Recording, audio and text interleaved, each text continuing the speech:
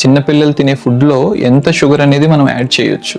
WHO recommendations ప్రకారం 2 years లోపు పిల్లలకి అసలు ఫుడ్స్ లో ఎక్స్ట్రా షుగర్ అనేది యాడ్ చేయకూడదు. 2 to 4 years లోపు ఉన్న పిల్లలకైతే పర్ డే కి యాడెడ్ షుగర్స్ అనేవి 12 grams కన్నా తక్కువ ఉండాలి. 5 to 10 years లోపు పిల్లలకైతే యాడెడ్ షుగర్స్ అనేవి పర్ డే కి 25 grams కన్నా తక్కువ ఉండాలి. అదే 11 to 18 years లోపు పిల్లలకైతే 30 grams కన్నా తక్కువ ఉండాలి. ఇప్పుడు నేను చెప్పేది యాడెడ్ షుగర్స్ గురించి, అంటే మనము ఎక్స్ట్రాగా స్వీట్స్ రూపంలో, ఐస్ క్రీమ్స్ రూపంలో, కూల్ డ్రింక్స్ రూపంలో పెట్టే షుగర్ గురించి. అలా కాకుండా న్యాచురల్ షుగర్స్ అంటే ఫ్రూట్స్ లో ఉండే షుగర్ అయితే ప్రాబ్లం లేదు. వాళ్ళు కామన్ గా తినే ఫుడ్ ఎగ్జాంపుల్స్ తీసుకుంటే గనక ఒక 125 grams ఫ్లేవర్డ్ యోగర్ట్ లో ఆల్మోస్ట్ 15 grams షుగర్ ఉంటుంది.